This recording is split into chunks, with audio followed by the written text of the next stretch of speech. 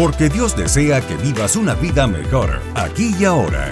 Escuchas Evangelio Práctico con el pastor Ezequiel Rodríguez. Saludos mi gente, eso es nuevamente por aquí su podcast Evangelio Práctico. Óigame, después de una semana intensa, mucha gente comentando el podcast anterior, ¿verdad? La segunda parte del principio de la honra, poderoso. Qué bueno, ¿verdad? Que hemos estado compartiendo una información que mucha gente le ha sacado provecho. De eso es lo que se trata. Hoy vamos a estar hablando un principio poderoso y ya mismo van a conocer de qué se trata, pero definitivamente quiero dar gracias a Dios por la oportunidad de poder llegar a tantos y a tantos lugares. Wow, yo no me imaginaba, ¿verdad? Quiero que sepan que para la gloria de Dios no llevamos todavía ni siquiera 2 meses de haber creado el podcast y ya estamos llegando a países en todo Norte, Centro y Suramérica, y estamos llegando a países como España y Alemania de una manera consistente. Así que gloria a Dios, toda la gloria pertenece al Señor. Y si usted que escucha el podcast, ¿verdad?, le parece que es una palabra que le edifica, que le añade, compártalo, dele share, compártalo, ¿verdad? Nos ayuda mucho a nosotros acá, ¿verdad? Porque es una palabra sencilla, pero una palabra poderosa, y enseña unos principios poderosos que cuando los aplicamos, nuestra vida crece, crece exponencialmente, recibe, alcanza y se beneficia poderosamente. Nuevamente, toda la gloria le pertenece a nuestro Dios. Recuerden que esta primera temporada de este podcast trata sobre principios del reino, y voy a hacer una recapitulación, de lo que tratan los principios del reino. Pastor, por favor, explíquenos de nuevo por qué es importante conocer los benditos principios del reino. Ya sabemos que lo he explicado en los primeros episodios del podcast. Si quiere más detalles, vaya a Principio de Principio, que es el primer podcast, o al Principio del Potencial. Pero vamos a hacer nuevamente una recapitulación aquí. Es importante conocer los principios del reino porque cuando usted y yo aceptamos a Cristo como nuestro Señor y nuestro Salvador, cambiamos de naturaleza y de ciudadanía. ¿Cómo? Pastor, aguántese ahí un momento. ¿Cómo es eso de que cambiamos de naturaleza y de ciudadanía? Yo me sigo viendo igual. Yo acepté a Cristo y me sigo viendo y me sigo sintiendo de carne y hueso. Yo no me veo brillando ni cosa que se parezca. Además, yo acepté a Cristo, pero yo sigo siendo boricua. Yo sigo siendo puertorriqueño. Aunque naciera en la luna, como dijera Juan Antonio Corretgel. En el caso de nosotros los boricuas, o de la nacionalidad ¿verdad?, que usted sea. Lo cierto es que humanamente hablando seguimos teniendo el mismo DNA o el mismo ADN, como se diga, y la misma nacionalidad. Pero al aceptar a Cristo en nuestro corazón hay una serie de cambios que ocurren. Algunos de esos cambios ocurren inmediatamente y otros de manera progresiva. El Evangelio, mi gente, el Evangelio es cambio. Métanse eso entre ceja y ceja. El Evangelio es cambio. No puede haber Evangelio sin cambio. No puede haber un ser humano que acepte a Cristo como Señor y Salvador y que no experimente cambios en su vida.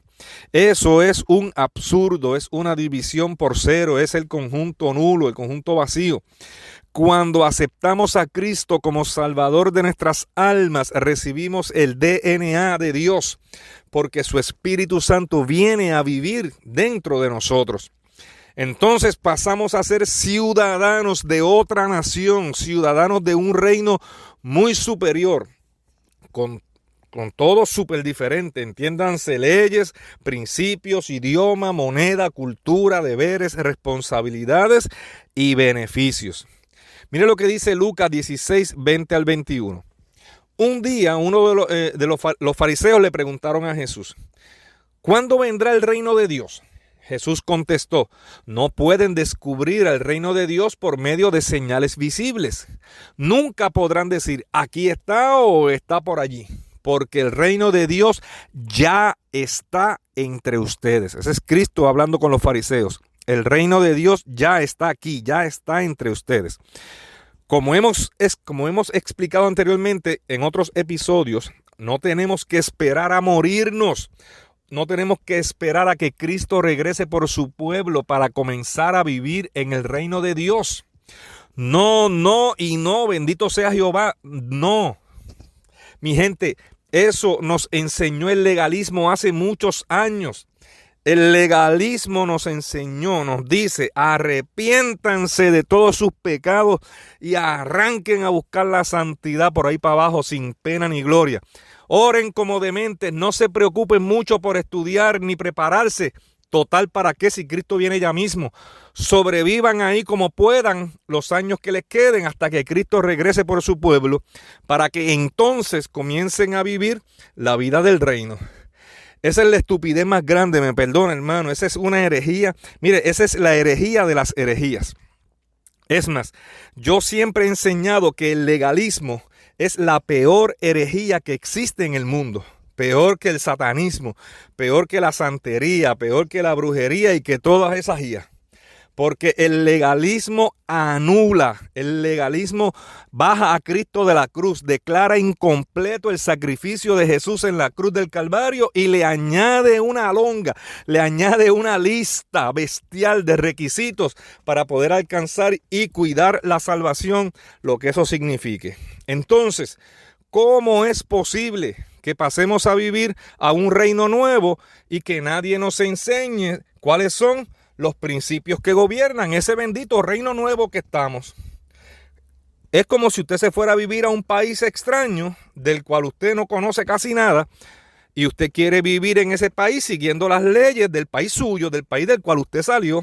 Pues usted está equivocado, porque no puede ser.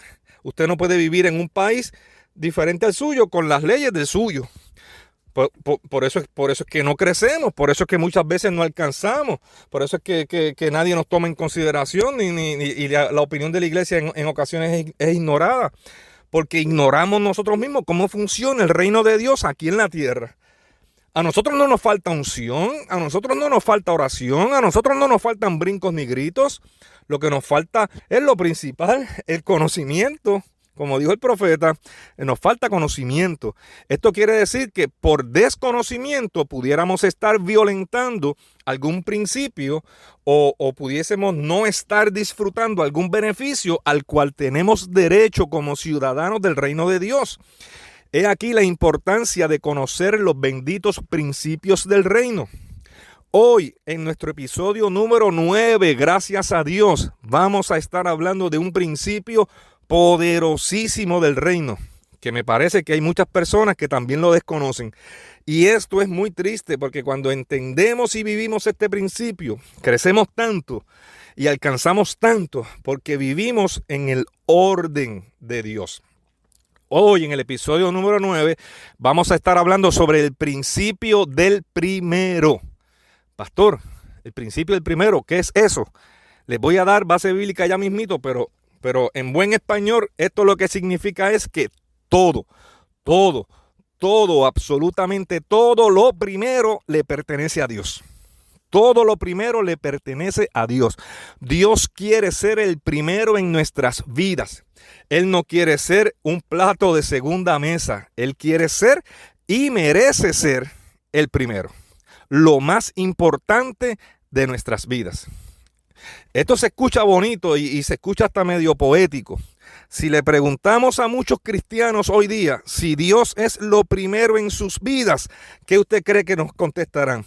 Yo estoy casi seguro que la gran mayoría nos diría que sí, definitivamente. Nos dirían que sí de una, a la soltar, sin temor al éxito. Nos dirían que sí, que Dios es lo principal, que Dios es lo primero en sus vidas.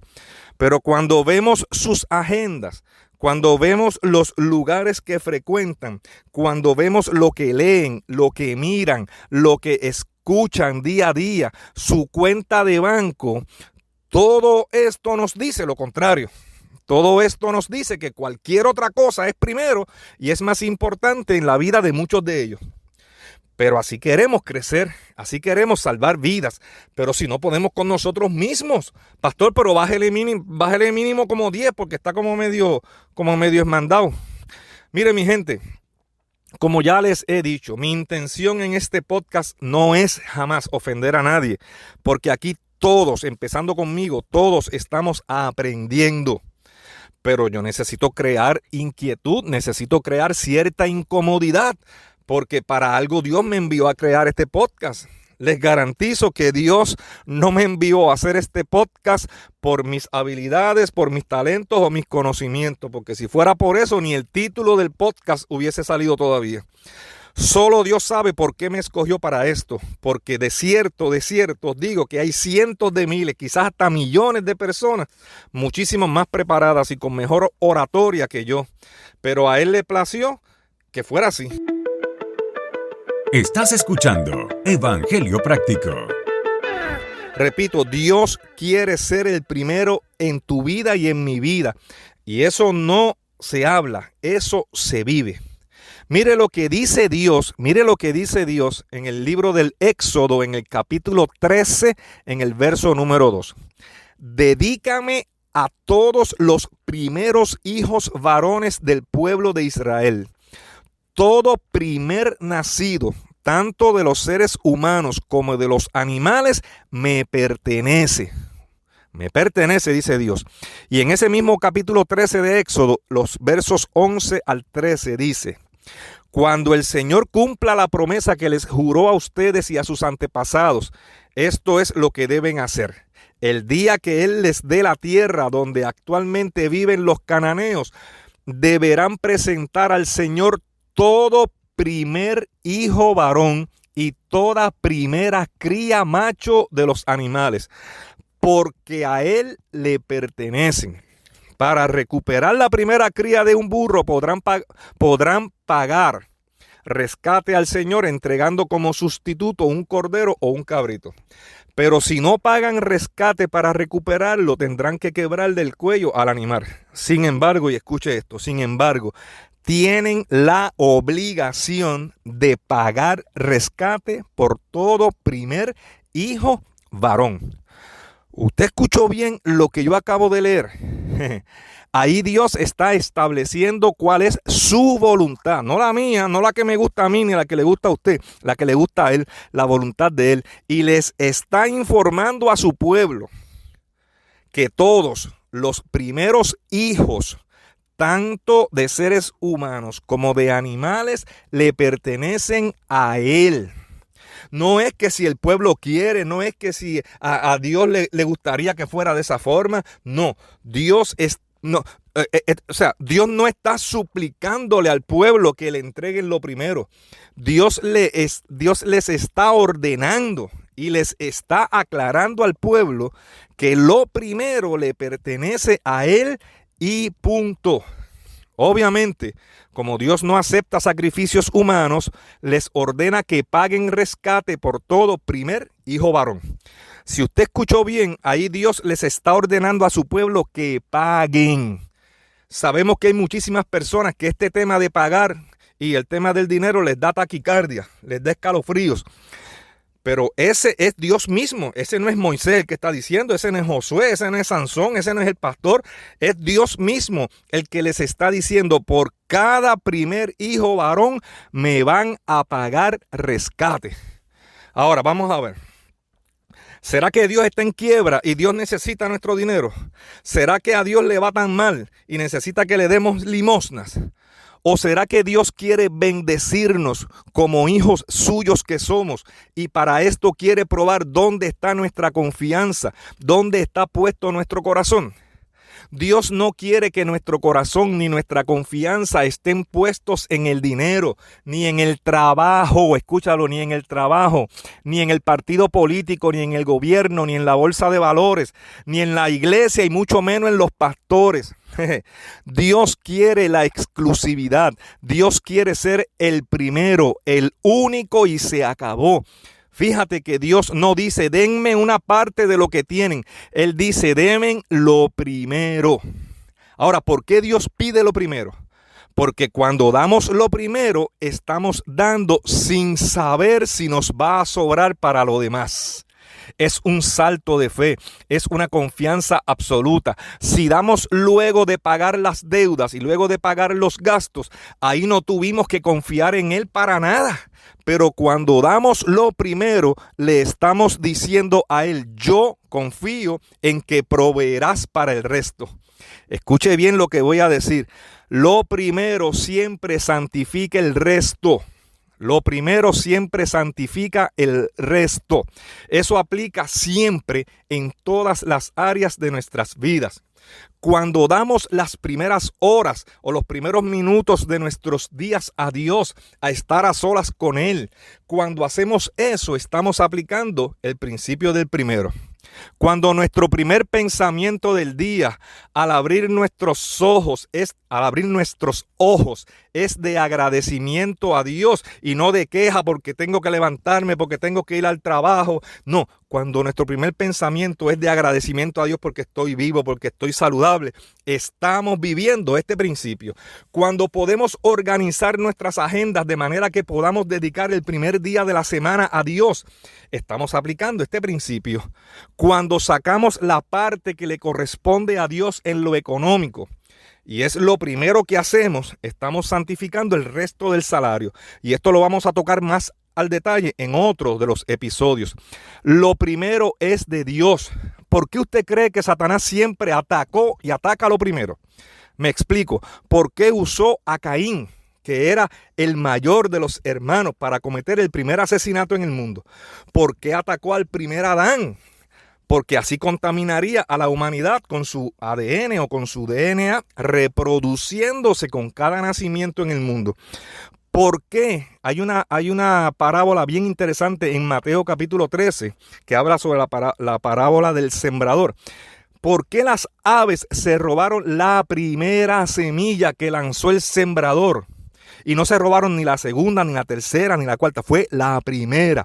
Porque todo lo primero le pertenece a Dios. Es un asunto de prioridades y de orden. El primer lugar habla de importancia.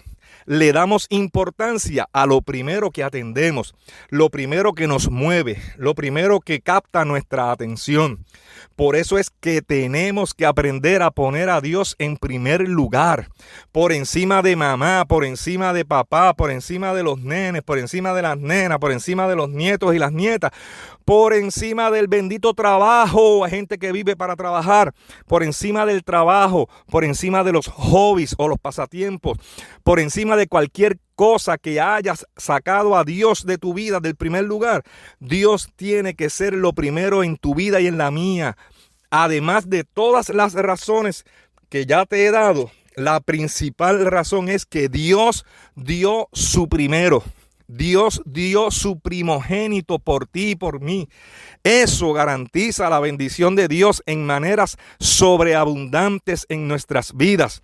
Mire lo que dice Joel capítulo 2, versos 23 y 27. Vosotros también, hijos de Sión, alegraos y gozaos en Jehová vuestro Dios, porque os ha dado la primera lluvia a su tiempo y hará descender sobre vosotros lluvia temprana y tardía, como al principio. Las eras se llenarán de trigo y los lagares rebosarán de vino y aceite. Y os restituiré los años que comió la oruga, el saltón, el revoltón y la langosta, mi gran ejército que envié contra vosotros. Comeréis hasta saciaros y alabaréis el nombre de Jehová vuestro Dios, el cual hizo maravillas con vosotros, y nunca jamás será mi pueblo avergonzado. Y conoceréis que en medio de Israel, que en medio de mi vida, que en medio de Puerto Rico, que en medio de Estados Unidos, que en medio de tu nación, dilo, en medio de mi país, estoy yo, dice, y que yo soy Jehová vuestro Dios y no hay otro, y mi pueblo nunca jamás será avergonzado. Esa porción que acabo de leer debe caer como ácido a los que son alérgicos a la bendición de Dios y piensan que solo el diablo es el único que prospera a los suyos. Aquí dice que comeremos hasta saciarnos, que conoceremos que Jehová es nuestro Dios y que no hay otro, y que nunca jamás seremos avergonzados. Y recuerda que Dios quiere que vivas una vida mejor aquí y ahora. Gracias por escuchar este episodio de Evangelio Práctico. Te invitamos a que te suscribas para que recibas nuevos episodios del podcast. También déjanos tus comentarios en el encasillado y escríbenos a pastoresequiel@evangeliopráctico.com. Queremos escuchar tu opinión. Evangelio Práctico, el podcast.